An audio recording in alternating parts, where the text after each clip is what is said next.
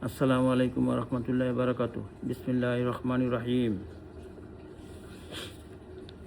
হযরত আব্দুল্লাহ ইবনে ওমর রাদিয়াল্লাহু আনহু বর্ণনা করেন যে রাসূলুল্লাহ সাল্লাল্লাহু আলাইহি ওয়াসাল্লাম বলিয়াছেন, তিনটি জিনিস ফিরিয়ে দেওয়া চাই না, অর্থাৎ কেহ দিলে তবে অস্বীকার করা চাই না: বালিশ, খুশবু ও দুধ। তিরমিজি। হযরত আবু উমামা রাদিয়াল্লাহু আনহুতে বর্ণিত আছে যে নবী করিম সাল্লাল্লাহু আলাইহি ওয়াসাল্লাম বলিয়াছেন, যে ব্যক্তি তাহার মুসলমান ভাইয়ের জন্য অন্য ব্যাপারে সুপারিশ করিল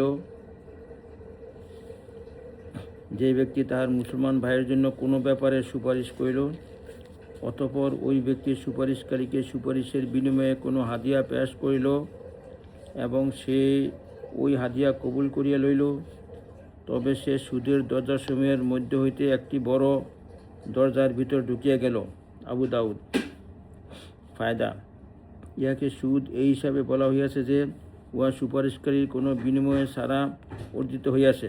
মাজারে হক।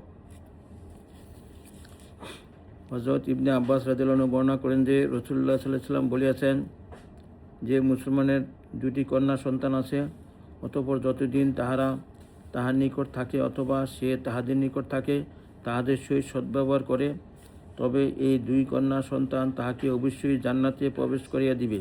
ইবনে হিব্বান। বিসমিল্লাহির রহমানির রহিম।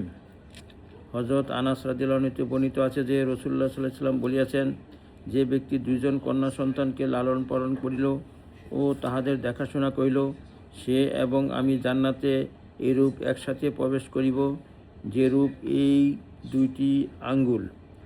ইহা বলিয়া তিনি তাহার দুটি আঙ্গুল দ্বারা ইশারা করিলেন। তিরমিজি। বিসমিল্লাহির রহমানির রহিম। হযরত আয়েশা রাদিয়াল্লাহু আনহা বর্ণনা করেন যে রাসূলুল্লাহ সাল্লাল্লাহু আলাইহি ওয়াসাল্লাম বলিয়াছেন, যে ব্যক্তি এই কন্যা সন্তানদের কোনো বিষয়ের দায়িত্ব গ্রহণ করিল এবং তাহাদের সহিত ভালো ব্যবহার করিল, তবে এই কন্যাগণ তাহার জন্য দোজখের আগুন হইতে রক্ষা পাওয়ার মাধ্যম হইয়া যাইবে। বুখারী। ইয়া আল্লাহ, আমাদেরকে আমল করার তৌফিক দান করুন।